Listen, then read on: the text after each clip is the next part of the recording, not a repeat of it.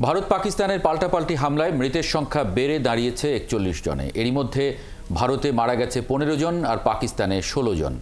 এই তালিকায় পাকিস্তানে জৈশ-ই মোহাম্মদের প্রধান মাসুদ আজহারের পরিবারের ১০ সদস্য ও ৪ সহযোগী নিহতের খবর রয়েছে।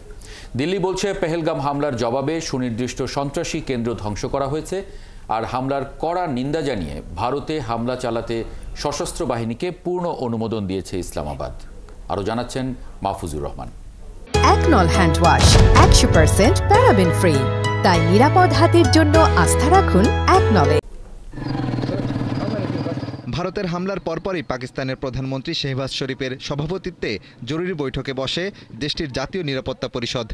সভা শেষে বিবৃতিতে বলা হয়েছে, ভারতীয় সেনাবাহিনী পরিকল্পিতভাবে পাকিস্তানের বেসামরিক নাগরিক, বিশেষ করে নারী ও শিশুদের লক্ষ্য করে হামলা চালিয়েছে। ভারতের হামলা ঘৃণ্য ও লজ্জাজনক অপরাধ উল্লেখ করে ইসলামাবাদ বলছে, সব ধরনের নীতিমালা এবং আন্তর্জাতিক আইন লঙ্ঘন করেছে নয়াদিল্লি। ভারতের এই হামলাকে পাকিস্তানের সার্বভৌমত্ব ও অখণ্ডতার নির্লজ্জ লঙ্ঘন এবং যুদ্ধ ঘোষণার শামিল বলে বর্ণনা করেছে ইসলামাবাদ। ওই বৈঠকে আরও বলা হয়েছে, জাতিসংঘ সনদের ৫১ অনুচ্ছেদের আওতায় আত্মরক্ষার্থে ভারতের হামলার জবাব দেওয়ার অধিকার রাখে পাকিস্তান। সেটি কখন কিভাবে হবে তা ইসলামাবাদই ঠিক করবে। এরই মধ্যে সমুচিত পদক্ষেপ নিতে সশস্ত্র বাহিনীকে পূর্ণ অনুমোদনও দেওয়া হয়েছে।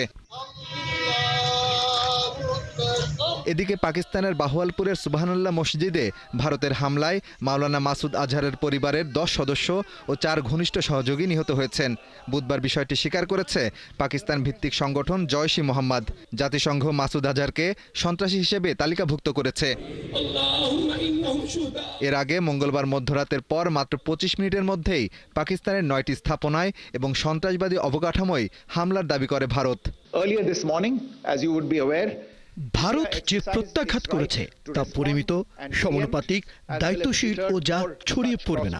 ভারতের লক্ষ্য ছিল সন্ত্রাসবাদীদের অবকাঠামো ভেঙে দেয়া, যাতে সন্ত্রাসীদের সীমান্ত পেরিয়ে ভারতে পাঠানো ঠেকানো যায়।